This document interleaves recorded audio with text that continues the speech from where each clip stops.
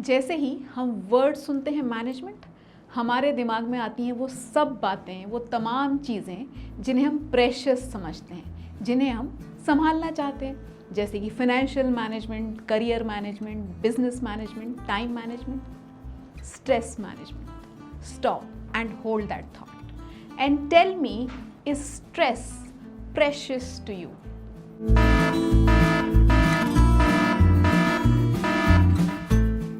नमस्कार, मैं हूँ स्वाति तिवारी और आज हम बात कर रहे हैं स्ट्रेस के साइंस, सिग्नल्स और सिम्टम्स के बारे में। क्या आप जानते हैं कि स्ट्रेस स्तनधारियों का एक सर्वाइवल मैकेनिज्म है?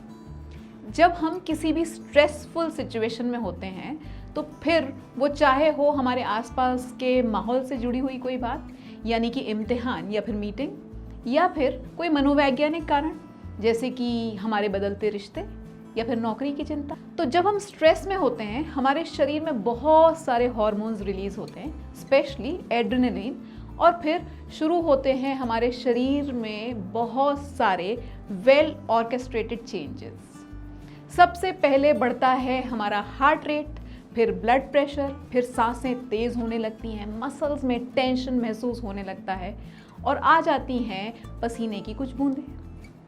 अब शरीर पूरी तरह तैयार है तुरंत एक्शन लेने के लिए और इसे कहते हैं फाइट और फ्लाइट रिस्पॉन्स। मतलब अब हम तैयार हैं ये तय करने के लिए कि इस लड़ाई में भाग लेना है या फिर इस लड़ाई से भाग जाना है। तो ये था हमारा डिफेंस मैकेनिज्म, खतरे से बचने के लिए।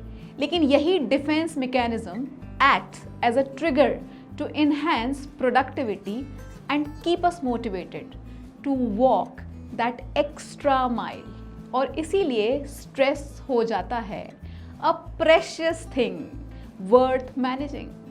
लेकिन इमेजिन कीजिए ये blood pressure, heart rate, tension in muscles हमेशा बना रहे, तो कितना मुश्किल हो जाएगा ना, कितना नुकसान हो सकता है ना हमारी बॉडी को। इसीलिए ये स्ट्रेस को इफेक्टिवली एंड पॉजिटिवली मैनेज करना ज़रूरी है। लेकिन हाँ, यहाँ ध्यान दीजिए कि उतना मुश्किल नहीं है जितना हम सब समझते हैं। अधिकतर स्ट्रेस मैनेजमेंट टेक्निक्स और मेथड्स बहुत ही आसान होते हैं। मतलब अगर थोड़ा सा भी कॉमन सेंस है ठीक ठाक लेवल का, तो हम बहुत आसानी से इफ़ेक्टिवली एंड पॉजिटिवली स्ट्रेस को मैनेज कर सकते हैं और हो सकते हैं ज़्यादा प्रोडक्टिव। लेकिन यहाँ जो मुश्किल है वो है टाइमिंग। हम में से ज़्यादातर लोग ये समझ ही नहीं पाते कि कब ये स्ट्रेस पॉजिटिव की जगह हमें नेगेटिवली इम्पैक्ट कर रहा है। मतलब ये हम में से ज़्यादातर लोग असमर्थ हैं या फिर एटलीस्ट स्ट्रगल तो कर ही रहे हैं वो ऑप्टिमम लेवल ऑफ स्ट्रेस को पहचानने में। और हाँ, ये याद रखिए कि जिस दिन आप ये समझ जाएंगे, जिस दिन आप ये पहचानने लगेंगे कि आपके स्ट्रेस के सिम्टम्स क्या हैं, नेगेटिव स्ट्रेस के सिम्टम्स क्या हैं, consider this problem as solved. अब आपके स्ट्रेस के सिम्टम्स क्यों? इसलिए क्योंकि हर किसी के स्ट्रेस के सिम्टम्स डिफरेंट हो सकते हैं, हर किसी का level of endurance and risk appetite is different.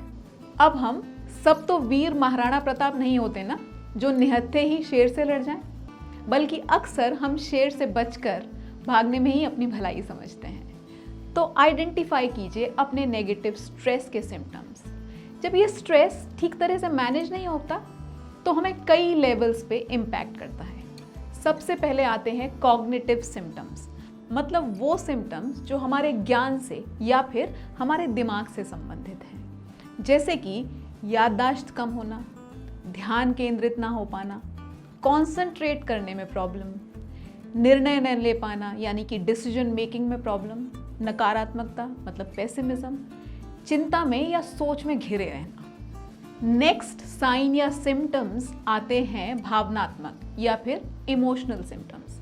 अब इमोशनल सिम्टम्स में आ जाते हैं चिड़चिड़ापन, एक्सट्रीम मूड स्विंग्स, स्वभाव में व्याकुलता या व्यग्रता या फिर अवसाद, घबराहट होना, काम में मन नहीं लगना या फिर हंसने और हंसाने में मन नहीं लगना।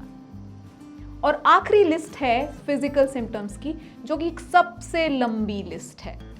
इस लिस्ट में है सभी तरह के दर्द, यानी कि सिर दर्द, माइग्रेन, पीठ का दर्द या फिर और कहीं भी मसल्स का दर्द, चेस्ट में डिस्कम्फर्ट होना या फिर पाचन ठीक ना होना या फिर और किसी भी प्रकार के जीआई डिस्टर्बेंसेस, नींद ना आना या ज़्यादा नींद आना या फिर नींद के पैटर्न में बहुत ज़्यादा फ्लक्चुएशन होना, स्टिफनेस होना मसल्स में, गले या मुंह में ज़्यादा सूखा हुआ महसूस करना, हाथों में पसीना आना या पूरे शरीर में भी ज़्यादा पसीना आना, हाथ पैर ठंडे पड़ना।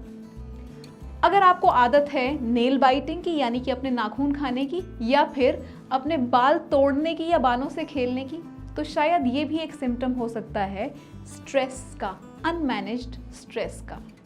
भूख ना लगना या फिर बहुत ज़्यादा भूख लगना या फिर अल्कोहल या किसी और नशीले पदार्थ का इस्तेमाल, इस लिस्ट में चाय और कॉफ़ी भी आती है।